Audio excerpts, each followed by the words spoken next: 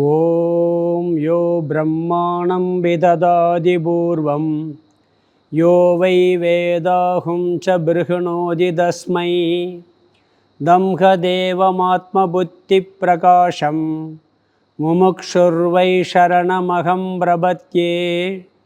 ஓம் நமோ பிரம்மாதிப்யோ பிரம்ம வித்யா சம்பிரதாய கர்த்ருப்யோ வம்ச ரிஷிப்யோ மகத்யோ நமோ குருப்யக. சர்வோபப்ளவரகிதக பிரஜானகணக பிரத்யகர்த்தோ பிரம்மைவாஹமஸ்மி. ஓம் பிரம்மானந்தம் பரமசுகதம் கேவலம் ஞானமூர்த்திம் த்வந்த்வாதீதம் ககனசத்ருஷம் தத்வமஸ்யாதிலக்ஷ்யம்.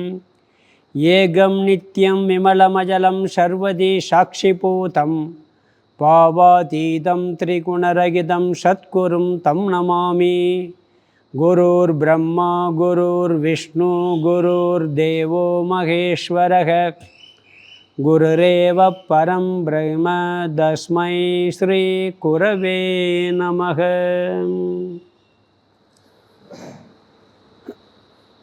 ஓம் சகனாவவது சகனௌ புனக்து சக வீர்யம் கரவாவகை தேஜஸ்வினாவதீதமஸ்து மா வித்விஷாவகை.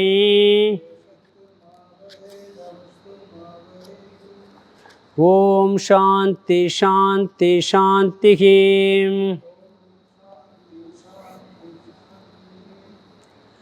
120வது ஸ்லோகம். நமஸ்ரீ சங்கரானந்த குருபாதாம்புஜன்மனே சவிலாச மகாமோக கிராக கிராசைக கர்மனே.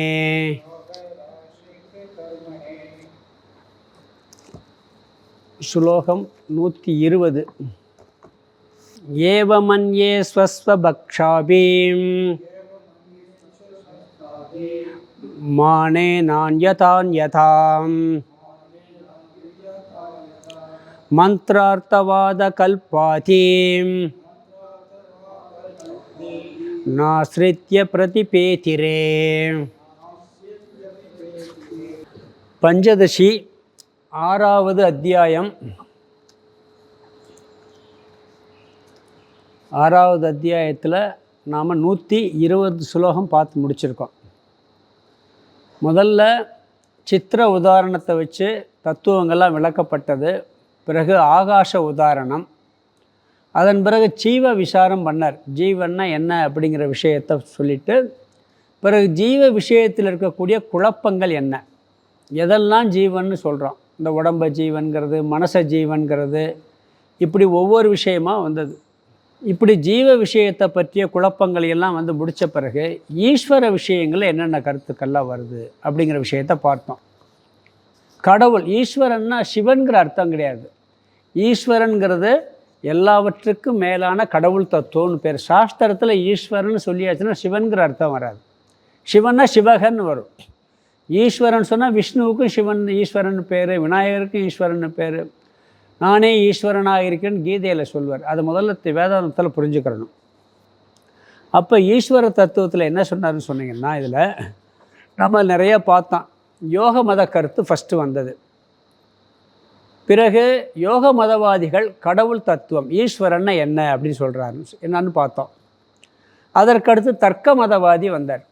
தர்க்க மதத்தில் ஈஸ்வரனை பற்றிய கருத்துக்கள் என்ன இருக்குது அப்படிங்கிறது பார்த்தோம்.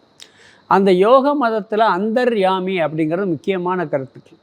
அதாவது தோற்றத்திற்கு வராமல் உள்ளுக்குள்ளே இருக்கிறவர், எல்லா இடத்திலும் ஊடுருவி இருப்பவர் அப்படிங்கிற ஒரு கருத்து. அந்தர்யாமியாக இருக்கிறார்.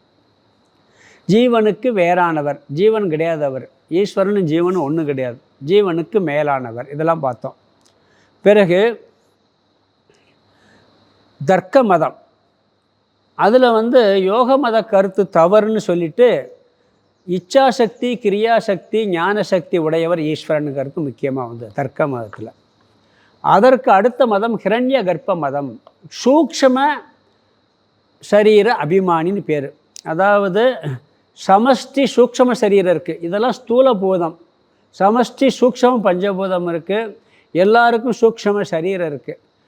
அதில் இருப்பவர், அதனுடைய அபிமானி, எல்லா சூக்ஷ்ம சரீரம் சேர்ந்து இருக்கக்கூடியவர் ஹிரண்ய கர்ப்பன், அவர் தான் கடவுள் ஈஸ்வரன் அப்படிங்கிற கருத்து வந்துச்சு. பிறகு அதற்கு பிறகு நாம் பார்த்த கருத்து என்னன்னு சொன்னீங்கன்னா, ஹிரண்ய கர்ப்பனுக்கு அடுத்தது விராட் தத்துவம்.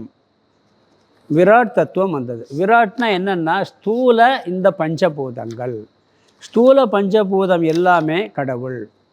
113 114 இது போன கிளாஸில் பார்த்தோம். ஸ்தூல சரீரம் இல்லாமல் நாம் சூக்ஷ்ம சரீரத்தை பார்க்க முடியாது. இந்த உடம்பு இல்லைன்னு வச்சுக்க, மனசு புத்தியெல்லாம் தெரியுமா? ஒன்று இருக்குன்னு கேள்விப்பட்டிருக்கோம். ஆனால் சூக்ஷ்ம சரீரங்கிறது இந்த ஸ்தூல உடலில் வெளிப்பட்டாதான் தெரியும், இந்த உடம்பு இல்லாட்டி தெரியாது. அதனால் அந்த சூக்ஷ்மமான சரீரம், அதற்கு ஆதாரமான சூக்ஷ்மமான பஞ்சபூதம் ஈஸ்வரனாக இருக்க முடியாது. ஸ்தூலமாக இருக்கக்கூடிய இந்த விராட் தத்துவம் இருக்கே, இந்த பிரபஞ்சம் எல்லாம் சேர்ந்து தான் ஈஸ்வரன். விஸ்வரூப தரிசனம்னு பார்த்தோம். கடவுள் சொல்வார் அதில் எல்லாம் நான் தேம்பர். அப்படி எல்லாமாக கண்ணுக்கு தெரிகிற நட்சத்திரங்கள், சூரியன், இந்த பூதங்கள் எல்லாம் அதுதான் ஈஸ்வரன். இதெல்லாம் டோட்டலாக கண்ட்ரோல் பண்ணி அதில் இருக்கிறவர் அப்படின்னு சொல்லி அது ஒரு கருத்து. விராட் தத்துவம் தான் ஈஸ்வரன். அது எல்லா கருத்துக்கும் சுருதியில் வேதத்தில் இருக்க ஒரு கொட்டேஷன் இருக்கும், அதையும் சொல்லி அவங்க நிரூபணம் பண்ணிக்கிட்டே வந்தாங்க. அதில் கூட வரும், ஆயிரக்கணக்கான கண்களும் ஆயிரக்கணக்கான தலைகளும் ஆயிரக்கணக்கான கால்களும் உடையவர் அப்படின்னு வரும். அதெல்லாம் ஒவ்வொரு படியாக சொல்லியிருக்கு வேதத்தில். அந்த படியோடு அவங்க நின்றுக்கிறாங்க, அவ்வளோதான். அப்படி வேதத்துலேயும் சொல்லியிருக்குன்னு சொல்லி விராட் தத்துவமே ஈஸ்வரன் அப்படின்னு பார்த்தோம். பிறகு அவர் ஈஸ்வரன் கிடையாது, சதுர்முக பிரம்மா தான் கடவுள். ஏன்னா அவர் தானே படைக்கிறார், யார் படைக்கிறாரோ அவர் தான் கடவுளாக இருக்க முடியும் அப்படின்னு சொல்லி சதுர்முக பிரம்மா தான் கடவுள். எல்லாத்தையும் அவர் தான் படைக்கிறாரு, குழந்தைகள்லாம் உருவாக்குறது அவர் தான். குழந்தை வேண்டுங்கிறவங்களாம் சதுர்முக பிரம்மாவை தான் பிரார்த்தனை பண்ணுவாங்க, உபாசனை பண்ணுவாங்க. அதனால் அவர்தான் கடவுள் என்ற கருத்து வந்தது, உயிர்களை உற்பத்தி செய்பவர். பிறகு அடுத்த கருத்து, அவர் ஈஸ்வரன் அல்ல, விஷ்ணு பகவான் தான் ஈஸ்வரன். கடவுள் யார்? ஆரம்பத்துலேருந்து வர்றாங்க. முதல்ல அந்தர்யாமி அதாவது ஆதாரமாக வெளித்தோற்றத்துக்கு வராமல் உள்ளுக்குள்ளே இருக்கிறவர். பிறகு சூக்ஷ்ம பஞ்சபூதம், கண்ணுக்கு தெரியாத பஞ்சபூதம். பிறகு கண்ணுக்கு தெரிகிற பஞ்சபூதம். பிறகு என்ன வருது? அதுக்கு முடித்த உடனே வர்றது சதுர்முக பிரம்மா. பிரம்மா தான் கடவுள். அதுக்கடுத்து விஷ்ணு வர்றார், விஷ்ணு தான் கடவுள். விஷ்ணு எப்படி ஏன் கடவுள்னு சொல்கிறாருன்னா, பிரம்மாவை படைத்தவரே விஷ்ணு தான். ஏன்னா அவருடைய தொப்புலேருந்து தாமரை வருது, அதில் உற்பத்தியானவர் பிரம்மா. அதனால் பிரம்மாவே அவர் படைச்சிருக்கிறதுனால விஷ்ணு தான், அவருக்கு மேலே இருக்கிறவர் அவர் தான் கடவுள் அப்படிங்கிற கருத்து பார்த்தோம். பிறகு விஷ்ணு கடவுள் அல்ல, சிவன் தான் கடவுள். ஈஸ்வரன் சிவன் தான். இங்கே சிவன் வரும், ஈஸ்வரன் வர்றார். சிவன் தான் எல்லாத்துக்கும் மேலானவர், அவர் தான் ஈஸ்வரன் அப்படின்னா அதுக்கு காரணம் என்ன சொல்வார்னா, விஷ்ணுவனுடைய அடிமுடி அறிவதற்கு, பாதத்தை தெரிஞ்சுக்கிறதுக்கு இவராலே முடியலை, விஷ்ணுவாலே முடியலை. அப்போ விஷ்ணுவை விட உயர்ந்தவர் யார்? சிவன் தான். அப்படி சொல்லி சிவன், விஷ்ணு ஈஸ்வரன் அல்ல, சிவன் தான் கடவுள். இப்போ ஒவ்வொன்றுக்கும் ஒரு இது இருக்குது. விஷ்ணுவை கடவுள்னு சொல்கிறவங்க பாகவதத்தை சொல்கிறவங்க, சிவனை கடவுள்னு சொல்கிறவங்க சைவ ஆகமத்தை பின்பற்றுறவங்க, பிரம்மாவை கடவுள்னு சொல்கிறவங்க புத்திரன் வேண்டி அந்த தியானமெல்லாம் பண்ணுறவங்க. அடுத்தது விநாயகர் தான் ஈஸ்வரன் அப்படின்னு ஒரு கருத்து வந்துச்சு. அது எப்படி விநாயகர் ஈஸ்வரன் சொல்ல முடியும் அப்படின்னா, சிவன் இந்த 3 புறத்தை தகனம் செய்ய போகும் பொழுது என்ன பண்ணாராம், விநாயகரை வழிபட்டு தான் போனாராம். இப்போ சிவனே விநாயகரை வழிபட்டு, அப்போ சிவனோட பெரிய ஆள் யார்? விநாயகர். அப்படி அவங்கெல்லாம் யாருன்னு சொன்னீங்கன்னா காணபத்திய மதவாதிகள். அவங்கன்னா எங்கே விநாயகரை வழிபட்டு தான் இப்போ சிவனே போனார், அதனால் எல்லாத்துக்கும் பெரிய கடவுள் யாருன்னா விநாயகர் தான். இப்படி ஒரு கருத்து. கடைசியாக போன கிளாஸில் 120வது ஸ்லோகம் பார்த்தோம். அதில் முடிவரை பண்ணார். இப்படி இந்த உலகத்தில் அவரவர்களுக்கு பிடித்தமான ஒன்றை எடுத்துக்கொண்டு, ஒரு தத்துவத்தை எடுத்துக்கொண்டு, அதுவே கடவுள், அதுவே மேலானவர், அதுவே ஈஸ்வரன் என்று எல்லாரும் வாதம் செய்கிறார்கள். அதில் உள்ள அபிமானம், ஒருத்தருக்கு விநாயகர் மேலே அபிமானம் இருக்கும், ஒருத்தருக்கு எனக்கு விநாயகரை தவிர வேறு கடவுள் பிடிக்காதும்பாங்க. இன்னொன்று பார்த்தீங்கன்னா விஷ்ணு கோயிலே பார்த்தீங்கன்னா எனக்கு திருப்பதியில் இருக்க வெங்கடாஜபலி தான் பிடிக்கும், இங்கே ஸ்ரீரங்கத்தில் இருக்க வெங்கடாஜபலி பிடிக்காது அப்படிம்பாங்க. அதுக்குள்ளேயே ஏன்னா ஒவ்வொன்றிலையும் ஒரு அபிமானம் வந்துடுது இவங்களுக்கு. அதனால் என்ன பண்ணுறாங்க, எனக்கு அதுதான் கடவுள். இதற்கு ஒரு வேத வாக்கியத்தையும் எடுத்துக்கிடுவாங்க. வேதத்தில் ஏதாவது ஒரு இடத்துல சொல்லியிருக்கோம். ஒரு அர்த்தவாதம்னு ஒன்று இருக்குது. அதாவது ஒரு பேருக்கு சொல்கிற வார்த்தை இருக்குது. எப்பா நீ ராமான்னு ஒரு வார்த்தை சொன்னால் போதும், உனக்கு உடனே மோட்சம் கிடச்சிரும். நீ பிறவியே வர ஒரு தடவை சொல்லு அப்படிம்பாங்க. ஒரு தடவை சொன்னால் மோட்சம் கிடச்சிருமா? அப்போ வேதத்தில் ராமன் ஒரு இடத்துல தான் ஒரு தடவை சொன்னால் போதும் இருக்கு. அப்போ அதுதானே பெருசாக இருக்க முடியும். அந்த இடத்துல ராம பக்தர்களுக்கு சொல்லியிருக்கேன், ஓம் நமச்சிவாயான்னு சொல்லு, ஒரே வார்த்தை போதும். ஓம் நமோ நாராயணான்னு சொல்லு, அதை உயர்வாக சொல்லியிருக்கேன். அந்த வார்த்தையை எடுத்துக்கிட்டு அதையும் வச்சுக்கிட்டு இவங்களுக்கு பிடிச்சிருக்கு. வேதத்திலே வார்த்தை இருக்குது, இல்லை பெரிய மகான்கள் சொல்லியிருப்பாங்க. சில பேர்லாம் சொல்லுவாங்க, ஏதாவது ஒரு தெய்வத்தை சொல்லுவாங்க, பைரவரை வழி விடுப்பா போதும் போ, உனக்கு எல்லா கஷ்டமும் போயிருப்பாங்க. அப்படி சொன்னவுடன் என்ன பண்ணுறது, அதுவே முழு முதற் கடவுள் அப்படின்னு நினச்சிட்டு அதை மட்டுமே வழிபடுறது தப்பு கிடையாது. இதெல்லாம் ஆரம்ப ஸ்டேஜில் படிகளில் கரெக்டு அப்படின்னு சொல்கிறார். இப்படி அவரவர்களுக்கு பிரமாணத்தை வச்சுக்கிட்டு வழிபடுகிறார்கள். கடைசியாக 121 இந்த கருத்தை நிறைவு செய்கிறாரு. 121 ஸ்லோகம் படிக்கலாம். அந்தர்யாமினமாரப்ய ஸ்தாவராந்தேசவாதினகம் சந்தியஸ்வத்தார்க்கவம்சாதே குலதெய்வத தர்ஷனாத் அந்தர்யாமினமாரப்ய ஸ்தாவராந்தேசவாதினகம் சந்தியஸ்வத்தார்க்கவம்சாதே குலதெய்வத தர்ஷனாத்.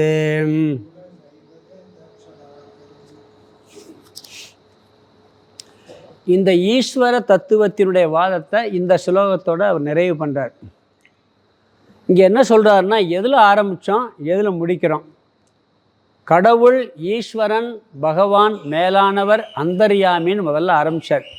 எல்லாவற்றுக்குள்ளும் வியாபித்திருக்கக்கூடிய ஒரு தத்துவம், காரண தத்துவம், மேலானவர்னு ஆரம்பித்தான். கடைசியில் எங்கே முடிக்கிறாருன்னு சொன்னால் ஸ்தாவரங்கள் வரைக்கும் சொல்கிறார். ஸ்தாவரங்கள் வரைக்கும், இந்த செடி கொடிகள்லாம் இருக்குது பார்த்திங்களா, இதுவும் கடவுளை நினச்சி வழிபடுறது வரைக்கும் எல்லாரும் அதுதான் ஈஸ்வரன் என்று நினைக்கிறார்கள் சொல்கிறார். ஒவ்வொன்றா பார்க்கலாம். அந்தர்யாமினம் ஆரப்பிய, அந்தர்யாமியில் ஆரம்பித்து ஸ்தாவர அந்த தாவரங்கள் முதல் கொண்டு ஈஷாவாதினக ஈஸ்வரனாக வழிபடுபவர்கள் சந்தி இருக்கிறார்கள். அதாவது இந்த ஈஸ்வர தத்துவம் ஆரம்பிக்கும் போது முதல்ல அந்தர்யாமி தான் ஈஸ்வரன் ஆரம்பித்தார். பிறகு என்ன பண்ணார், தர்க்க மதவாதிகள், யோக தர்க்க மதவாதிகள் வந்தாங்க. பிறகு அதாவது சூக்ஷ்ம சரீர அபிமானி அது வந்தது. பிறகு விராட் தத்துவம் வந்தது. பிறகு அதுக்கு பிறகு பிரம்மாதன் கடவுள், பிறகு சிவன் விஷ்ணு கடவுள், பிறகு சிவன் கடவுள், பிறகு விநாயகர்னு வந்து கடைசியில் எல்லாம் அவங்களுக்கு இஷ்டத்தெல்லாம் வழிபடுறாங்கன்னு சொல்லி இங்கே என்ன சொல்கிறேன்னா, ஸ்தாவர ஜங்கமம் வரை உள்ளவற்றை ஈஸ்வரனாக வழிபடுவது. நம்ம மதத்தில் ஒரு பெரிய சிறப்பே என்னன்னு சொன்னீங்கன்னா, எல்லாத்தையும் வழிபடுற பழக்கம் இருக்குது. மற்ற மதங்களில் கிடையாது. கிறிஸ்துவ மதத்துக்குனா இயேசுநாதர் தான், அதுக்கு மிஞ்சி போனால் மேரி, அங்கே போனால் அல்லாஹ் ஒருத்தர் தான். பெற்றோர்களை கூட அவங்க தெய்வமாக வழிபட மாட்டாங்க. பெற்றோர்களை கூட தெய்வம் வழிபட மாட்டாங்க. நம்ம மதத்தில் அப்படி இல்லை. பெற்றோர்களே தெய்வமாக வழிபடுற பழக்கம் உண்டு. அன்னையும் பிதாவும் முன்னறி தெய்வம்னு சொல்கிறோம். பிறகு முன்னோர்கள், நம்முடைய முன்னோர்களை கடவுளாக வழிபடுறோம். தவம் செய்கிறவங்களை கடவுளாக வழிபடுறோம். துறவிகளை கடவுளாக வழிபடுறோம். இப்படி பார்த்தீங்கன்னா எல்லாவரையுமே அந்த இறைவனாக, அந்த பரம்பொருள் தத்துவமாக வழிபடக்கூடிய பழக்கம் நம்மகிட்ட இருக்குது. தர்மத்தை வழிபடுறோம். திருக்குறளில் பார்த்தீங்கன்னா அருமையாக கொண்டு போவார். ஃபஸ்ட்டு பார்த்தீங்கன்னா கடவுள் வாழ்த்து. அதில் எந்த உருவத்தையும் சொல்ல மாட்டார், கரெக்டாக தத்துவமாக சொல்லி இவர் தான் பகவான் அப்படின்னு கடவுள் வாழ்த்தில் சொல்வார். ஆதி பகவன் அகர முதல ஆதிபகவன் வாளறிவன் மலர்மிசை ஏகினான் வேண்டுதல் வேண்டாமை இலான் இருள் சேர் இருவினை சேரா இறைவன் தனக்குவமை இல்லாதான். பார்த்தீங்கன்னா அப்படியே அறவாளி அந்தணன் பிறவி பெருங்கடல் நீந்துவார் இறைவன் அடி சேர, கடைசியில் இறைவன் சொல்வார். இப்படி என் குணத்தான் இப்படி ஒவ்வொன்றா சொல்லி கடவுளுக்கு சொல்வார். அங்கே 2வது அதிகாரம் பார்த்தீங்கன்னா இயற்கையை சொல்வார். வான் சிறப்பு, பஞ்சபூதம் இருக்குது. பஞ்சபூதத்தில் எது இருந்தால் உயிர் வாழ முடியும்? எல்லா கிரகத்துலேயும் எல்லா பூதம் இருக்குது. தண்ணி இல்லாட்டி அங்கே வாழ முடியாது. அதனால் 2வது என்ன பண்ண, இயற்கை வழிபாட்டில் வான் சிறப்புன்னு வச்சார்.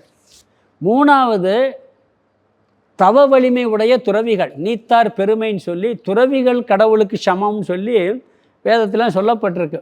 நடமாடும் தெய்வம் அப்படின்னு சொல்லி அந்த நீத்தார் பெருமைன்னு வச்சார்.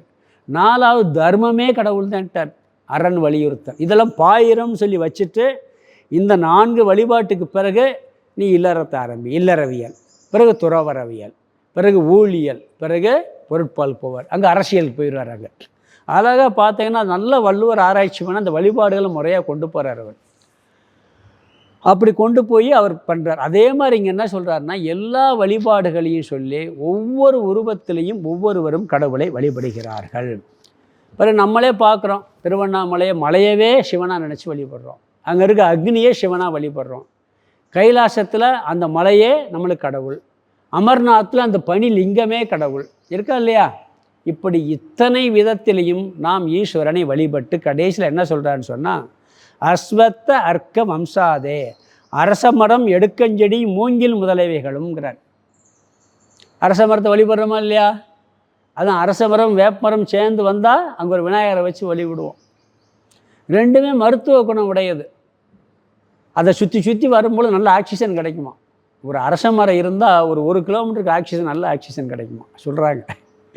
நான் இரவில் மற்ற மரமெல்லாம் கார்பன் டை ஆக்சைடை வெளியிடுமா, அரச மரம் மட்டும் இரவுலையும் ஆக்சிஜனை வெளியிடுமா. அதனால தான் அரச மரத்துக்கு அவ்வளோ முக்கியத்துவம். சன்னியாசம் வாங்கும்போது கூட அரச மரத்துக்கு ஒரு பூஜை இருக்குது. அதை கடவுளை. அப்புறம் எருக்கஞ்செடிமா வெள்ளை இருக்க மாலையெல்லாம் போடுவாங்க விநாயகருக்கு, அதுவே கடவுளாக வழிபடுறது. மூங்கில் அணை காமாட்சின்னு இருக்குது மூங்கில். பிறகு துளசி, வில்வம். பிறகு ஒவ்வொன்றா பார்த்தீங்கன்னா அந்தந்த ஸ்தல விருட்சம் இருக்கும், அதவே கடவுளாக வழிபடுறது. இப்போ தட்சிணாமூர்த்திக்கு எடுத்துக்கிட்டால் கல்லால மரம் இங்கே வரைக்கும் பெரிய வச்சுருக்கோம் பெருசாக. அது கல்லால மரம் தட்சிணாமூர்த்திக்கு ஸ்தல விருட்சமாக சொல்லுவோம். அப்படி இந்த தாவரங்கள் வரைக்கும் நாம் எல்லாவற்றையும் ஈஸ்வரனாக வழிபடக்கூடிய ஒன்று இருக்கின்றது. பிறகு குலதெய்வ வழிபாடு, குல தெய்வத்வ தர்ஷனாத். இந்த குலதெய்வ வழிபாடு ரொம்ப ரொம்ப முக்கியம்னு சொல்லுவாங்க. நம்மளுக்கு எது குலதெய்வமே அதுவே ஈஸ்வரன் அப்படி தான் நினைக்கிறோம். ஃபஸ்ட்டு யாரை வழிபடுவோம்? குலதெய்வத்தை வழிபடுவோம். அது எந்த தெய்வமாக இருக்கலாம். சில பேர் பார்த்திங்கன்னா அந்த அந்த இப்போ சிவன் ஈஸ்வரன் காவல் தெய்வமாக இருக்கக்கூடிய தெய்வங்களே குலதெய்வமாக இருக்கும். எல்லாம் அது வித்தியாசமாக இருக்கும். அந்த குலதெய்வத்திலெல்லாம் பார்த்தீங்கன்னா அவங்களுக்கு பிடிச்ச வடிவங்கள். சில பேருக்கு மதுரை மீனாட்சி குலதெய்வமாக இருக்குது, திருப்பதி குலதெய்வமாக இருக்குது, பழனி முருகன் குலதெய்வமாக இருக்குது. அந்த ஏரியாவில் இருக்க பார்த்தீங்கன்னா எங்களுக்கு குலதெய்வம் முருகன், பழனி முருகன் சொல்லுவாங்க. இப்படி குலதெய்வ வழிபாடுகளும் நிறையா இருக்குது. இந்த ஒரு சினிமாவில் காட்டுப்பான், திருநெல்வேலின்னு நினைக்கிறேன், விவேக் காட்டு வழி குலதெய்வத்தை தேடி போய்கிட்டு இருப்பாங்க. ஒரு குரூப்பு, ஒரு கல் இருக்கும், அதில் ஏதோ ஒருத்தர் துணி ஏதோ காவி துணியை போட்டிருப்பான். நம்ம சாமி இங்கே தாண்டா இருக்குன்னு சொல்லி அதுக்கு பூஜை பண்ண ஆரம்பிச்சிருவாங்க. விவேக் இது மயில் கல்றா அப்படின்பா, அது மயில் கல்லுப்பா அப்படின்பா. ஏன்னா அந்த குலதெய்வத்தை சில பேர் தெரியாமல் சோசியமெல்லாம் பார்க்குறாங்க. அப்படி இல்லாட்டி என்ன பண்ணுவாங்கன்னா சிவன், விஷ்ணு, திருப்பதி அல்லது இங்கே திருவண்ணாமலை அப்படி ஒரு குலதெய்வம் வச்சுக்கிறது உண்டு. இப்படி குலதெய்வ வழிபாடு இருக்குது. சிவராத்திரி அன்னைக்கு பாருங்கள் என்ன நாஸ்தியம் பேசுகிறாங்க. பஸ் ஸ்டாண்டில் சிவராத்திரி அன்னைக்கு கூட்டத்தை பார்த்தா அவ்வளவு பஸ்ஸு பூரா அடைஞ்சுதான் போகுது. தமிழ்நாடு ஃபுல்லாக பார்க்கலாம். ஏன்னா எல்லாத்துக்கும் அங்கங்கே வேறு இடத்துல இருக்கு. இப்போ திருவண்ணாமலையில் திருவிழா நடக்குதுன்னு சொன்னால் இங்கே போகிறது மட்டும்தான் கூட்டமாக இருக்கும், வர்ற பஸ்ஸு எம்டியாக வரும். நீங்கள் அன்னைக்கு சிவராத்திரி அன்னைக்கு பார்த்தீங்கன்னா எங்கே பார்த்தாலும் டிராஃபிக்காக தான் இருக்கும். ஏன்னா அத்தனை வழிபாடு. எங்கள் ஊரில் இப்போ ஒரு திருப்பதி கோயில் இருந்துச்சு, அவங்க திருப்பதி குலதெய்வம் அவங்களுக்கு. சிவராத்திரி அன்னைக்கு பந்தெல்லாம் போட்டு தோரணம் கட்டி, என்னங்க திருப்பதி ஏகாதசி தானே கூப்பிடுங்கன்னு கேட்டால் அது குலதெய்வம்னா சிவராத்திரிக்கு தாங்க கும்பிடணும். அப்படி ஒரு சென்டிமெண்ட்டு பார்க்குறது. நம்ம அங்கே கும்பிட மாட்டாங்க, சிவனுக்கு தான் சிவராத்திரி இருக்கும். இல்லாட்டி சிவனுடைய அம்சமாக எல்லா குலதெய்வத்தையும் கும்பிடுவாங்க. திருப்பதி பேரே திருப்பதி வெங்கடாசலவின்னு மேலே போர்டு போட்டிருக்கு, நாமம் போட்டிருக்கு. ஆனால் அவங்களும் குலதெய்வ வழிபாடு என்ன கும்பிட்றாங்க, அந்த சிவன் ராத்திரி அன்றைக்கி பார்த்துருக்கேன் நான். அப்படி குலதெய்வ வழிபாடு முதல் கொண்டு எல்லோரும் குலதெய்வ வழிபாட்டில் இருக்கின்றார்கள். அது மட்டும் இல்லை, அவரவர்களுக்கு பிடித்த முறையில் வழிபாடுன்னு சொல்கிறார். இருக்கா இல்லையா? ஆடு வெட்டுறது, கோழி வெட்டுறது, சாராயை வச்சு கும்பிட்றது, சுருட்டு வச்சு கும்பிட்றதுலாம் இருக்குது. இருக்கா இல்லையா? ஏன்னா அவங்களுக்கு அந்த பழக்கம் இருக்குது. எல்லாத்தையும் கடவுளுக்கு படைச்சிட்டு சாப்பிட்டு போகிறோம், அவ்வளோதான். சில ஊர்லாம் பார்த்துருக்கேன், அந்த குலசாமி கோயில் போனால் அங்கே ஆடோ கோழியோ வெட்டினா வீட்டுக்கு கொண்டு வரக்கூடாது, அங்கேயே சாப்பிட்டு வந்துடுறேன். வீட்டுக்கு கொண்டு அப்படி ஒரு கலாச்சாரமெல்லாம் இருக்குது. அப்படி அவங்களுக்கு விருப்பப்பட்ட முறைகளில் வழிபட்டு அனைத்தையும் இவர்தான் ஈஸ்வரன், இவர்தான் கடவுள், இவர்தான் உயர்ந்த கடவுள் அப்படிங்கிற ஈஸ்வர தத்துவத்தை அப்படி அவரவர்களுக்கு இஷ்டமான முறையில் வழிபட்டு கொண்டிருக்கிறார்கள். இப்படி பல விஷயங்கள் கடவுள் விஷயத்தில் சில பேர் என்ன அதெல்லாம் ஒத்துக்கிறோம், என்ன இது மட்டும்தான் சொல்லக்கூடாது. நாம் என்ன சொல்லணும்னா அதுவும் கடவுள்பான், அது மட்டும்தான் கடவுள்னு சொல்லக்கூடாது. நம்மளுக்கு அவங்களுக்கு வித்தியாசம் அதுதான். இங்கே இந்த குழப்பமாக தெரிஞ்சுக்கிறதுனால என்ன நம்மளுக்கு பலன் அப்படின்னு கேட்குறாரு. இவ்வளவு குழப்பம் இருக்குது, இதுதான் சிவன் உயர்ந்தவரா விஷ்ணு உயர்ந்த தத்துவமெல்லாம் இருக்கு, என்ன பலன் சொன்னால், முதல்ல ஒரு விஷயத்தில் குழம்பிக்கிட்டு இருப்போம், இப்போ என்ன செஞ்சிட்டோம்னா அப்போ குழம்பிக்கிட்டு இருக்கே தெரியாது, இப்போ இவ்வளோ குழப்பம் இருக்குன்னு தெரிஞ்சுக்கிறோம்.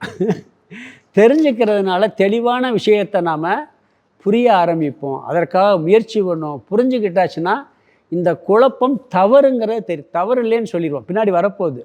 இதெல்லாம் ஒவ்வொரு படி அப்படின்னு சொல்லிடுவோம். ஒரு பெரிய சபையில் நிறைய உதாரணம் சொல்லியிருக்கேன். சிவன் பெரியவரா விஷ்ணு பெரியவர் பெரிய வாதம் நடந்துக்கிட்டு இருக்கான் ஒரு சபையில். இவர் சிவன் பெரியவருக்கு நிறைய லாஜிக் சொல்கிறார், அவர் விஷ்ணு பெரியவன்கிற பெரிய லாஜிக் சொல்கிறார். ரெண்டும் முடியவே இல்லை. இவர் ஏதாவது சொன்னால் அவர் பதில் சொல்லிடுறார். கடைசியில் ஒருத்தர் வர்றார், ஒரு பெரியவர், ஒரு தபஸ்வி, ஒரு ஞானி வர்றார், ஒரு துறவி. என்ன வாதம்ங்கிறாரு, இந்த மாதிரி ரொம்ப நாள் நடந்துக்கிட்டு இருக்கு, யார் பெரியவர்னு சொல்ல முடியலை, அதில் நீங்கள் சொல்லுங்கங்கிறாங்க. அந்த 2 பேரையும் கூப்பிட்றாரு. நீ சிவனை பார்த்துருக்கியான்னு கேட்குறாரு. நான் பார்க்கலைங்கிற. நீ விஷ்ணுவை பார்த்துருக்கியா? பார்க்க. முதல்ல பார்க்க முயற்சி பண்ணு, பிறகு பார்த்துட்டேன்னு இந்த வாதமே வராது போன்ட்டார். ஏன்னா ஏதாவது ஒன்று எடுத்து அந்த சாதனையில் ஈடுபட்டு இதுதான் கடவுள்னு புரிஞ்சுக்கிட்டோம்னா அப்புறம் மற்றது மேலே துவேஷம் வராது. ராமகிருஷ்ண பரமஹம்சர் காளி தான் முழுமுதற் கடவுள்னு வழிபடுறார். காளியை தரிசனம் கிடைக்குது, பிறகு ஒவ்வொரு கடவுளையும் தரிசனம் கிடைச்சி கடைசியில் எல்லாம் ஒன்றுதேன்னு முடிவுக்கு வந்துடுறாரு. அப்படி தீவிரமான சாதனை பண்ணும்போது இந்த வாதத்துக்கோ சண்டைக்கோ இடம் இல்லாமல் தெளிவாக ஒரு முடிவு கிடைக்கும் அப்படிங்கிறார். ஒருத்தர் சொன்னார், அதாவது என்ன சொன்னாருங்கன்னா, நிறைய மதங்கள்லாம் பார்த்தீங்கன்னா நம்ம நாட்டில் பிறந்ததுனால நம்ம கலாச்சாரத்தை விட முடியறதில்ல, சாமியை மாற்றிக்கிடுவாங்க. நான் பார்த்தேன் ஒரு இடத்துல நாகர்கோயிலில் வண்டியில் போய்கிட்டு இருக்கேன், பெரிய திருவிழா, தோரணமும் அதுவும் லைட்டு சீரியலு, ஒரு பெரிய தேர் பார்த்தீங்கன்னா அதில் சீரியல்லாம் போட்டு ஒரு பெரிய தேர் நிற்கிது. பொங்க வச்சுக்கிட்டு வரிசையாக பொங்க வச்சுக்கிட்டு கொலை போட்டுக்கிட்டு இருக்காங்க. பார்த்தா தேருக்குள்ளே ஏசுநாதர் இருக்கார். தேருக்குள்ளே பொங்க வைக்கிறது, கொலை போடுறது, இந்த லைட்டு போடுறது எல்லாம் நம்ம கல்ச்சர். உள்ளே இருக்க சாமி மட்டும் ஏசுநாதர். அது சொன்னார், நம்ம 33 கோடி தேவர்களையும் கடவுளாக வழிபடுறோம், ஏசுநாதரையும் அல்லாவையும் ஏற்றுக்கிறது நம்மளுக்கு ஒன்றும் கிடையாது, அவரையும் கடவுளை வழிபட்டு போயிடும், அவங்களாலே முடியாது அப்படின்னார். ஒருத்தர் அழகாக சொன்னார், நம்மளுக்கு எல்லாம் ஒன்று, ஆனால் அவங்க ஏற்றுக்கிறது இல்லை, இது மட்டுமேன்னு சொல்லுவாங்க. நம்ம மதத்திலே அப்படி இருக்குது. அவனவன் ஒரு வீட்டில் 4 குழந்தைகள் இருந்தால் ஒரே மாதிரி சாப்பாடு 4 பேருக்கு பிடிக்குதா? விவேகானந்தர் ஒரு இடத்துல சொல்கிறார் அதை. இதுதான் நம்ம மதத்துக்கு ஒரு பெரிய பலமேங்கிறார். இதை பலகீனம்னு சொல்கிறாங்க, இதுதான் பலமாக. ஒருத்தருக்கு போட்ட டிசைன் சட்டை இன்னொருத்தர் பிடிக்க மாட்டேங்குது. கடவுள் விஷயத்தில் வச்சுட்டு போட்டுமே, எல்லாமே கடவுள் தானே, அவரவருக்கு பிடிச்சதை கும்பிட்டு போட்டுமே அப்படி விவேகானந்தர் ஒரு இடத்துல சொல்லியிருக்கிறார். அதனால் அதுவே ஒரு பெரிய நம்மளுக்கு பலம்தான் அது. இப்படி இருந்தாலும் தத்துவத்தை புரிந்து கொண்டால் இது மேலோட்டமான வேறுபாடு, ஆழமான வேறுபாடு எல்லாம் ஒன்றுங்கிறது வரையும் அதை விளக்க போகிறார். அடுத்த கிளாஸ், நீ அடுத்த டாப்பிக்கு அதே ஆரம்பிக்க போகுது, நம்ம அங்கே பார்க்கலாம். இந்த 121வது ஸ்லோகத்தில் இந்த ஈஸ்வர தத்துவத்தினுடைய குழப்பம் முடிவடைகிறது. ஸ்லோகத்துக்கு அர்த்தம் பார்த்துடலாம். முதல் வார்த்தை முதல் வரியில் அந்தர்யாமின ஆரப்பிய, அந்தர்யாமின ஆரப்பிய, அந்தர்யாமியில் ஆரம்பித்து முதல்ல ஈஸ்வரன் அந்தர்யாமின்னு ஒரு கருத்து வந்துச்சு. எல்லாவற்றிலும் ஊடுருவி இருப்பவர் மேலானவர்னு சொல்லி அங்கே ஆரம்பித்தோம். அடுத்தது ஸ்தாவர அந்தக, ஸ்தாவராந்தேன் இருக்குது, ஸ்தாவர அந்தக, ஸ்தாவரம் வரை எருக்கஞ்செடி அரச மரம் வரைக்கும் சொல்லியாச்சு. வரை ஈசவாதினக, ஈஸ்வரனை கூறுபவர்கள், வாதிடுபவர்கள். ரெண்டாவது வரியில் முதல் வார்த்தை சந்தியன் இருக்குது. சந்தி, அதை பிரித்தோம்னா சந்தி, அஸ்வத்த, அர்க்க, வம்சாதேன்னு பிரிக்கணும். சந்தின்னு சொன்னால் இருக்கின்றார்கள். அந்தர்யாமியில் ஆரம்பித்து ஸ்தாவரம் முடிவாக ஈஸ்வரனை கூறுபவர்கள் இருக்கிறார்கள். அடுத்தது அஸ்வத்த, அதுக்கு இந்த உதாரணம் சொல்கிறார். அஸ்வத்த எங்கே இருக்குது? அஸ்வத்தன்னா சந்தியக்கு அடுத்து அஸ்வத்த, ரெண்டாவது அஸ்வத்தன்னா அரசமரம், அர்க்க எருக்கஞ்செடி, வம்சாதே மூங்கில் முதலியவைகளுக்கும். பிறகு குல தெய்வத தர்ஷனாத், குலதெய்வம் என்ற தன்மையும் காணப்படுவதால், அரசமரம் எருக்கஞ்செடி மூங்கில் முதலியவைகளுக்கும் குலதெய்வம் என்ற தன்மை காணப்படுவதால் அந்தர்யாமியில் ஆரம்பித்து ஸ்தாவரம் முடிவாக ஈஸ்வரனை கூறுபவர்கள் இருக்கின்றார்கள். இப்படியெல்லாம் கடவுளை இவர்தான் ஈஸ்வரன், இவர்தான் மேலானவர், இவர்தான் உயர்ந்த தத்துவம் என்று கூறுபவர்கள் இருக்கிறார்கள். இப்போ ஈஸ்வர விஷயத்தில் நாம் பார்த்தது 102லேருந்து 121 சுலோகம் வரைக்கும் ஈஸ்வர விஷயத்தில் உள்ள கருத்துக்கள், கருத்து வேறுபாடுகள். முதல்ல யோக மதம் வந்துச்சு. அதில் ஒரு 102லேருந்து 108 வரைக்கும் சொன்னார். பிறகு தர்க்க மதம், அவங்களுடைய கருத்து என்னன்னு சொன்னாங்கன்னு சொன்னால் இச்சா கிரியா ஞான சக்தி. யோக மதவாதிகள் அந்தர்யாமின்னு சொன்னாங்க. பிறகு ஹிரண்ய கர்ப்ப மதம், இவங்க என்ன சொன்னாங்கன்னு சொன்னால் சூக்ஷம பஞ்சபூதம், சூக்ஷம சரீர அபிமானி, அவர்தான் கடவுள் ஈஸ்வரன். பிறகு விராட் தத்துவம், இவங்க என்ன சொன்னாங்க? இந்த ஸ்தூல பஞ்சபூதம், ஸ்தூல உடல், கண்ணுக்கு தெரிகிற எல்லாம் கடவுள், அவர்தான் ஈஸ்வரன். பிறகு சதுர்முக பிரம்மா ஈஸ்வரன், பிறகு விஷ்ணு ஈஸ்வரன், பிறகு சிவன் ஈஸ்வரன், பிறகு விநாயகர், கடைசியில் ஸ்தாவரங்கள் வரைக்கும், செடி கொடி மலைகள், இது பிறகு குலதெய்வங்கள், இது வரைக்கும் நாம் ஈஸ்வரன், இவர்தான் ஈஸ்வரன் என்று கருத்துக்கள் நிலவுகின்றன. இதெல்லாம் எப்போ முடிவுக்கு வரும்னா அடுத்த ஸ்லோகத்தில் முக்கியமான டாபிக் வர்றாரு. இதுதான் வேதாந்தத்தில் ரொம்ப ரொம்ப இம்பார்ட்டண்ட்டான டாபிக். இனி அடுத்து வரக்கூடியது. இதுக்கு வரக்கூடிய விஷயங்களை தெளிவாக புரிஞ்சுக்கிட்டோம்னா இந்த குழப்பமே வராது. இது வரைக்கும் ஜீவ விஷயத்தில், ஈஸ்வர விஷயத்தில் குழப்பம் வந்துச்சுல, அந்த குழப்பமே வராது. எல்லாவற்றையும் ஏற்றுக்கொண்டு இதெல்லாம் ஒரு படின்னு வச்சுக்கிட்டு உண்மையான கருத்தை புரிந்து கொள்ள முடியும். அதற்கான ஆராய்ச்சியில் அடுத்த ஸ்லோகத்தை ஆரம்பிக்க போகிறாரு. அதை பார்க்கலாம். 122வது ஸ்லோகம் படிக்கலாம். தத்வ நிச்சய காமேன நியாயாகம விசாரினாம் ஏகைவ பிரதிபத்தி ஸ்யாத் சா அப்யத்ர ஸ்புடமுச்யதே. தத்வ நிச்சய காமேன நியாயாகம விசாரினாம் ஏகைவ பிரதிபத்தி ஸ்யாத் சா அப்யத்ர ஸ்புடமுச்யதே. இனி வரக்கூடிய விசாரத்தினுடைய தலைப்பு மாயா தத்துவம். 122லேருந்து 152 வரைக்கும் மாயா தத்துவ விசாரம். இந்த தத்துவத்தை நிச்சயம் செய்வதற்கு என்ன செய்ய வேண்டும், இப்படி இந்த தத்துவத்தை நிச்சயம் செய்வதால் என்ன பலன் வரும் என்ற பிறகு நான் என்ன செய்ய போகிறேங்கிற பிரதிஜை இந்த ஸ்லோகத்தில் சொல்கிறார். இது ஒரு அறிமுக சுலோகம். மாயா தத்துவத்திற்கு ஒரு அறிமுக சுலோகம். பிரம்மனை புரிஞ்சுக்கிறோமோ இல்லையோ, ஆத்மாவை புரிஞ்சுக்கிறோமோ இல்லையோ, மாயையை புரிஞ்சுக்கிறணும். கடவுளை புரிகிறத விட புரிய வேண்டிய விஷயம் என்னென்னா மாயை புரிஞ்சுக்கிற முடியுமான்னு கேட்டால் என்ன சொல்லுவாங்க தெரியுமா? புரிஞ்சுக்கிறவே முடியாது. பிறகு எதுக்கு புரிய முடியாதுன்னு புரிஞ்சுக்கிடுவோம். நல்லா விசாரம் பண்ணி மாயை புரிய முடியாத ஒரு புதிராக இருக்குது அப்படின்னு புரிஞ்சுக்கிடுவோம். பார்ப்போம், உள்ளே போனால் நல்லா இன்ட்ரெஸ்டிங்காக இருக்குது இந்த டாபிக்கெல்லாம். இந்த மாயைக்கு நம்ம ஏற்கனவே பஞ்சதசியில் சில விளக்கம் பார்த்துருக்கோம், மாயைன்னா என்னன்ட்டு. இங்கே வித்தியாசமாக என்ன பார்க்க போகிறோம்? ஞானி மாயையை எப்படி பார்க்குறான், அஞ்ஞானி எப்படி பார்க்குறான். பிறகு இந்த தர்க்க மதவாதிகள் ரொம்ப அறிவை போட்டு ஆராய்ச்சி பண்ணுறான் பாருங்க, அவன் எப்படி பார்க்குறான் அப்படின்லாம் அதில் பார்க்க போகிறோம். நம்ம ஞானி, அஞ்ஞானி, தார்க்கி இவர்கள் எல்லாம் இந்த மாயா தத்துவத்தை எப்படி பார்க்கிறார்கள், இவர்கள் எல்லாம் என்ன லட்சணம் சொல்லுகிறார்கள். பிறகு ஈஸ்வரனை குழப்பணும். ஈஸ்வரனா என்ன தெளிவாக, பிரம்மன்னா என்ன, சகுண பிரம்மம்னா என்ன, நிர்குண பிரம்மம்னா என்ன, இரண்டுக்கும் உள்ள ஒற்றுமை வேற்றுமை என்ன, இதெல்லாம் அடுத்து அழகாக கொண்டு வர போகிறார். நம்ம இது வரைக்கும் குழப்பங்களே பார்த்தாச்சு. அதனால் இப்போ என்ன பண்ணியிருக்கோம், விஷயத்துக்கு வர்றோம். குழம்பி போயிருக்கோம் நாமளும். ஒருத்தர் சொன்னார், இந்த சைக்கியாட்ரிஸ்ட் டாக்டர் இருக்காங்க பார்த்தீங்களா, அவங்க யாருக்கு ட்ரீட்மெண்ட் பண்ணுவாங்க? மனநோயாளிக்கு. 2 மாதம் 3 மாதம் ஆச்சுன்னு இவங்களுக்கு மனசு ஒரு மாதிரி ஆயிருமா. இவர் இன்னொரு சைக்கியாட்ரிஸ்ட் டாக்டரை போய் ட்ரீட்மெண்ட் பண்ணுவாராம், போயிட்டு வருவார். பிறகு அவர் அதே மாதிரி இவர்கிட்ட வருவாராம் கொஞ்சம் நாள் கழிச்சு.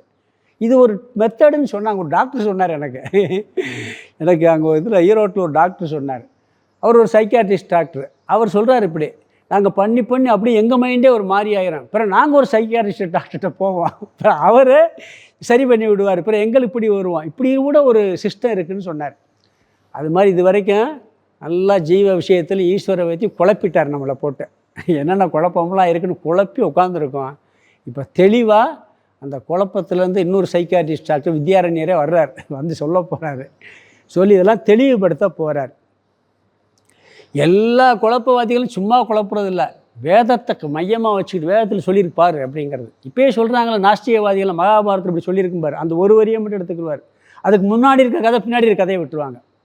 அதை படிச்சுட்டு அந்த வரியை எடுத்தாங்கன்னா குழப்பமே வராது. இன்றைக்கி நாஸ்திகவாதம் பூரா பார்த்தீங்கன்னா வேதத்தில் ஏதாவது ஒரு கோட்டையை ஒன்று எடுத்துக்கிறது, அதுக்கு முன்னாடி என்ன சொல்லியிருக்கு பின்னாடி என்ன சொல்லியிருக்குன்னு பார்க்குறது இல்லை, பார்க்காம போட்டு குழப்புறது. இப்போ அப்படித்தான் எல்லாம் குழம்பி இருக்குது. இப்போ நம்மளுக்கு தெளிவுபடுத்த போகிறார்.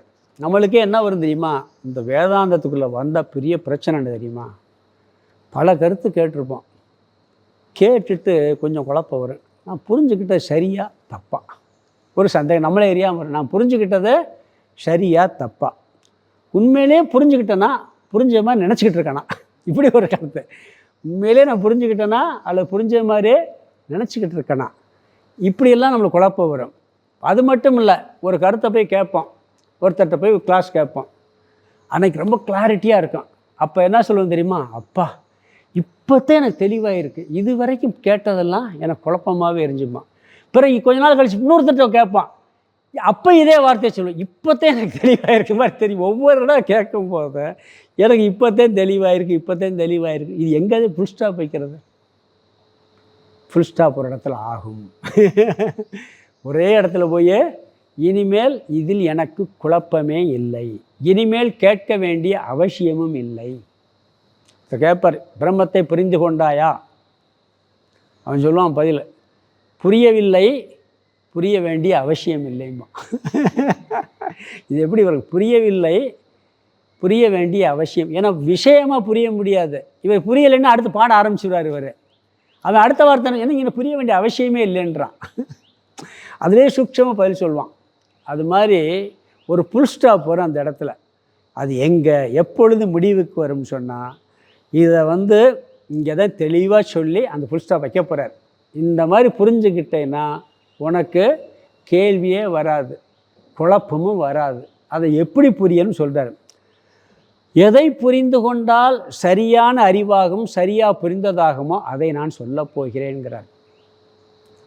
எந்த ஒன்றை அறிந்தால் வேறொன்றை அறிய வேண்டியதில்லைன்னு தர்மத்தை கேள்வி கேட்பாங்க. அவர் என்ன சொல்வார்? பிரம்மத்தை அறிந்தால் வேறொன்றையும் அறிய வேண்டியதில்லைம்பார். அதை எப்படி எது பிரம்மன் போல புரியணுமே, அதை தெளிவாக புரிஞ்சுக்கணுமா இல்லையா? அதனால் இங்கே என்ன செய்கிறார், விளக்க ஆரம்பிக்கிறார். இங்கே முதல்ல எடுத்துக்கிற தலைப்பு மாயை. முதல்ல மாயையை புரியணும், பிறகு மாயையில் வெளிப்பட்ட ஈஸ்வரனையும் தெளிவாக புரியணும், பிறகு அதற்கு ஆதாரமான நிர்குண பிரமனையும் புரியணும். இதை மூணையும் தெளிவாக புரிஞ்சுக்கிட்டோம்னு சொன்னால் நம்மளுக்கு குழப்பமே வராது. இனிமேல் எதையும் அறிய வேண்டிய அவசியம் இல்லை என்று அறிவுக்கு முற்றுப்புள்ளி வரும். வேதாந்தத்தில் ஒரு பெரிய பலன், தத்துவத்தை புரிஞ்ச 2 பலன் சொல்லுவாங்க. ஒரு பலன் புத்தியில் அரிப்பு போய்விடும். நீ இந்த உலகத்தில் பிரபஞ்சத்தில் கேலக்ஸி அத்தனை அதிசயங்களை சொன்னாலும் சரி, அவ்வளோதான். அதை பெருசாக நினைக்கிற புத்தியே வராது. இதை தெரிஞ்சுக்கிறனும் அதை தெரிஞ்சுக்கிறனும் அதுக்கு அப்பால் என்னங்கிற புத்தி ஃபுல் ஸ்டாப் ஆகிடும். இந்த வேதாந்தத்தை தெளிவாக புரிஞ்சா. இன்னொன்று ஆசை அற்று போகுங்கிறாங்க. இந்த ஆசை அற்று போகிற விஷயத்தில் ஒரு குழப்பம் இருக்குது. புரிஞ்சாலும் கூட வாசனைகள் ரூபத்தில் இந்த ஆசை இருக்குமா, அது இந்த அறிவை நிஷ்டையாக்கும் பொழுது ஆசைகளும் அற்று போகும். ஆனால் இந்த அரிப்பு நிற்கிறது உடனே ஆயிரும் சொல்லுவாங்க. அதை அப்படி இந்த அறிவுக்கு முற்றுப்புள்ளி வைக்கக்கூடிய விஷயங்களை நான் தெளிவாக விளக்கப் போகின்றேன் அப்படிங்கிறார். இந்த 3 தத்துவத்தையும், மாயா, ஈஸ்வரன், இதற்கு ஆதாரமான தத்துவம். மாயை என்பது எல்லாம் நம்ம கண்ணுக்கு தெரியும், மாயை தான். கடவுள்னு ஒரு தத்துவம் இருக்குது, இதுக்கெல்லாம் ஆதாரமும் ஒரு தத்துவம் இருக்குது. இதை தெளிவாக புரிஞ்சுக்கணும். புரியறதுக்கு என்ன செய்யணுங்கிறார். முதல்ல அதை சொல்கிறார். இதை உபாயம் என்னன்னு சொன்னால், எந்த விதத்தில் விசாரம் செஞ்சால் இதை புரியுமோ அந்த விதத்தில் விசாரம் செய்யணும். அதை நான் செய்ய போகிறேன்னு பிரதிஜை பண்ணுறேன். எப்படி இதை ஆராய்ச்சி பண்ணால் புரிய முடியுமோ அதை சொல்கிறார். அதற்கு முதல்ல இங்கே 4 விஷயம் சொல்கிறார் இந்த ஸ்லோகத்தில். பார்க்கலாம் அதை. அதாவது கீதை, உபனிஷதங்கள், வேதாந்த தத்துவ கருத்துக்கள் நூல்களை எல்லாம் சும்மா படித்தா குழப்பம் வரும். சாதாரண புஸ்தகம் எடுத்து படிச்சுன்னா ஏதோ மேலோட்டமாக புரிஞ்சுக்கிறலாமே ஒழிய ஆழமாக புரிய முடியாது. முறையாக படித்தாத்தான் தத்துவம் தெளிவாக புரியும். ராமாயணம், மகாபாரதம் போன்ற நூல்கள் படிக்கலாம், கதையெல்லாம் படிக்கலாம். தத்துவ விஷயம் குரு மூலமாக முறையாக விசாரம் பண்ணணும்னு சொல்லுவாங்க. அதற்கு சில தகுதிகள் சொல்லப்பட்டிருக்கு. நம்ம ஏற்கனவே பார்த்தோம், சாதன, சதுஷ்டய, சம்பத்தின்னு சில தகுதியெல்லாம் பார்த்தோம். இங்கே என்ன சொல்கிறாருன்னா, இங்கே ஒரு தகுதி சொல்கிறார். என்ன சொல்கிறாருன்னா, இங்கே 3 விதத்தில் இந்த மாயை புரிஞ்சுக்கிறான்னு சொல்லியிருக்கார். ஞானி, அஞ்ஞானி, சிந்தனை புத்தியை தீட்டுறவங்க. இங்கே இந்த ஸ்லோகத்தில் முகவரியாக சொல்கிறார். என்ன சொல்கிறாருன்னா, தத்துவத்தை புரிந்து கொள்ள வேண்டும் என்றால் உண்மையில் ஆழமாக நான் உண்மை தத்துவத்தை உள்ளபடி உணர வேண்டும் என்ற தீவிரமான விருப்பம் வேணுமா. விருப்பம் முன்னாடி போய் புரிஞ்சுக்கிற முடியுமா? முதல்ல எனக்கு இந்த விஷயத்தை தெளிவாக புரிஞ்சுக்கிறணும்னு நம்மளுக்கு ஒரு ஆசை வரணும். ஆசை இல்லாமல் எப்படி புரிஞ்சுக்கிறது? 2வது, அதை புரிந்து கொள்வதற்கு என்ன செய்ய வேண்டும் தெரியணும். அதை எப்படி புரிஞ்சுக்கிறதுக்கு, அப்போ எப்படி அந்த விசாரத்தை ஆராய்ச்சி செய்ய வேண்டும், பிறகு அப்படி ஆராய்ச்சி செய்தால் கிடைக்கக்கூடிய பலன் என்ன, இதையெல்லாம் விளக்கப் போகிறேன்னு சொல்லி இந்த ஸ்லோகத்தில் பிரதிஜை பண்ணுறார். இதெல்லாம் நான் படிப்படியாக உங்களுக்கு சொல்ல போகிறேன் அப்படிங்கிறார். தத்துவ நிச்சய காமேன, முதல்ல செய்ய வேண்டிய சாதனை தத்துவத்தை நிச்சயம் செய்ய வேண்டும் என்ற ஆசைப்படுதல். உண்மையை உள்ளபடி உணர வேண்டும் என்ற ஆசைப்படணுமா. முதல்ல ஒருத்தர் படிக்கிறாரு, டாக்டருக்கு படிக்கணும்னு ஆசை வந்தால் போக முடியும். ஆசையை எல்லாம் அனுப்பி திருப்ப முடியுமா? ஒருத்தர் இன்ஜினியருக்கு ரொம்ப ஆசைப்பட்டுக்கிட்டு இருக்காரு, என்னதே கொண்டு போய் டாக்டர் பிடிக்க உட்கார வைங்க, இதில் யாரும் இருக்க ஆர்வம் அங்கே வர எதில் ஆசை இருக்கோ அதில் போக முடியும். அது மாதிரி இதை தெரிந்து கொள்ள வேண்டும். புத்தியில் அரிப்பு வரணும். இந்த உலகம் இப்படியே இருக்கே, உடம்பு இப்படியே இருக்கே, இதுக்கெல்லாம் ஒரு முடிவே கிடையாதா, உண்மையிலே என்ன நடக்குது? நான் முன்னாடியே அவரோட சொல்லியிருக்கேன் இந்த விஷயத்தை. எல்லா மனிதர்களுக்கும் மரணம் வருகிறது. மரணம் எப்பொழுது வேண்டுமானால் வருங்கிறது தெரியும். நாம் இன்றைக்கி என்ன முயற்சி பண்ணுறோம் தெரியுமா? பொதுவாக எல்லோரும் என்ன முயற்சி பண்ணுறோம் தெரியுமா? வயசான காலத்தில் நம்மளுக்கு பாதுகாப்புக்கு எதாவது பண்ணி வச்சுக்கணும், நாம் கஷ்டம் இல்லாமல் வாழணும், சந்தோஷமாக வாழணும், பிரச்சனை இல்லாமல் வாழணும்னு சொல்லி எல்லோரும் முயற்சி பண்ணுறோமா இல்லையா? முயற்சி பண்ணுறோம், தப்பே கிடையாது. இது தெரிஞ்ச விஷயம், இது இல்லை தெரியாத விஷயம். ஏன்னா நம்மளுக்கு 50 வயசு இருப்போம்னு தெரியாது, 70 வயசு இருப்போம்னு தெரியாது, இன்னும் 1 வருஷம் இருப்போமா, ஒரே நாளில் போயிடுவோமா, 10 எதுவுமே தெரியாது. ஆனால் தெரியாத விஷயத்துக்கு இப்போயே முயற்சி பண்ணுறோம். இருப்போமானே தெரியாது. ஏன்னா எல்லா வயசுலையும் எந்த நிமிஷத்துலேயும் உயிர் போய்கிட்டு இருக்குது. கண்கூட பார்க்குறோம். பார்த்தாலும் அந்த முயற்சியை கைவிடுறதில்லை. விடுறோமா? நாளைக்கு வேணும்னு வச்சுக்கிறோம். சாப்பாடு கூட நம்ம மத்தியானத்துக்கு என்ன சாயந்தரம் பார்த்துக்கிட்டே இருக்கும், முயற்சி பண்ணுறோம், தப்புன்னு சொல்லலை. ஆனால் தெரிஞ்ச விஷயத்தை ஒன்றை நாம் முயற்சி பண்ணுறதே இல்லை. மரணம். மரணத்துக்கு பிறகு இருக்கமா இல்லையா? கொஞ்சமாவது யோசிக்கிறோமா? இருந்தால் எங்கே போகிறோம்? சொர்க்கங்கிறாங்க. அது எப்படி தெரிய முயற்சி, சாஸ்திரம் சொல்லியிருக்கேன் தெரிஞ்சுக்கலாம்ட்டு. அந்த முயற்சியில் ஈடுபடுறதே இல்லை. அப்படி உண்மையை உணர்வதற்கு முதலில் ஆசைப்பட வேண்டும்ங்கிறார் இங்கே. அப்படி ஆசை இருந்தால் தான் தத்துவம் புரியும். உண்மையிலேயே சாஸ்திரம் என்ன சொல்லுது, இதனுடைய ஆழமான கருத்து என்ன அப்படிங்கிறத முதல்ல விரும்பணும்ப்பா. நீ விரும்பி வந்தேனாத்தான் நான் சொல்கிறதெல்லாம் உன் புத்தியில் உள்ளே போகும். ஸ்கூலுக்கு போக படிக்கிறதுக்கு விருப்பமே இல்லாதன்னு புஸ்தகத்தை எடுத்துக்கிட்டு படின்னு என்ன பண்ணுவான்?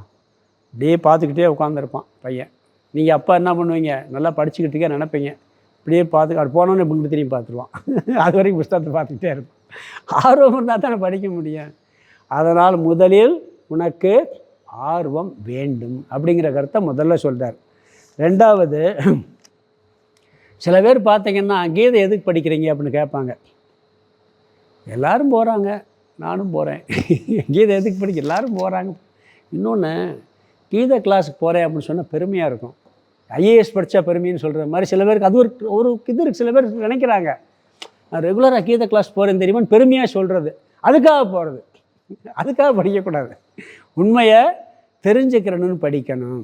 இந்த ஐஏஎஸ் ஐபிஎஸ் படிக்கிறேன்னு பெருமையாக சொல்கிறோம்னா உபனிஷத் கீதையெல்லாம் படிக்கிறேன் அப்படின்னு பெருமையாக சொல்வதற்காக படிப்பது, உண்மையை புரிஞ்சுக்கிறதுக்காக படிக்கிறது இல்லை. அப்படியெல்லாம் படிக்கக்கூடாது. உண்மையிலே என்ன சொல்லணும், புரிந்து கொள்வதற்காக சில பேர் சொல்லுவாங்க, பார்த்தேன் டிவி பார்த்து பார்த்து போர் அடிச்சு போச்சு, கொஞ்சம் போய் அப்படியே ரிலாக்ஸாக கிளாஸுக்கு போயிட்டு வருவாங்க. அப்படியும் படிக்கக்கூடாதுங்கிறார்.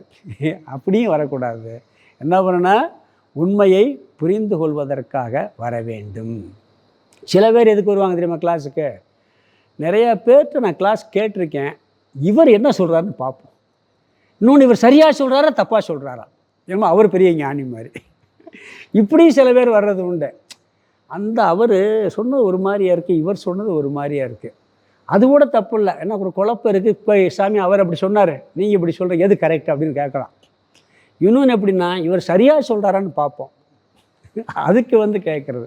அப்படியெல்லாம் படிக்கக்கூடாது அப்படிங்கிறாரு. சில பேருக்கு பல குழப்பங்கள் படிக்கும்போது வர்றதற்கு காரணம் என்னன்னு சொன்னால், ஒன்று தகுதி வேணும், இன்னொன்று சொல்கிறாங்க ஆர்வம் இல்லை. ஃபஸ்ட்டு ரொம்ப ஆர்வத்தோடு கேட்டோம்னு சொன்னால் இந்த குழப்பம் நம்மளை ஏறியாமல் சீக்கிரம் தீர்ந்து விடும் அப்படிங்கிறார். ஒருத்தருக்கு இன்ஜினியரிங் மெக்கானிக் தான் ரொம்ப பிடிக்கும், அவர் அதில் படிக்கணும்னு ஆர்வமாக இருக்கார். இவர் அப்பா என்ன பண்ணுறாரு, அதெல்லாம் வேணாம், அவருக்கு செல்வாக்கு இருக்குது, வா டாக்டர் படிக்க வச்சுறாங்க. என்ன படிப்பான் அவன்? படிக்க மனசே வராது.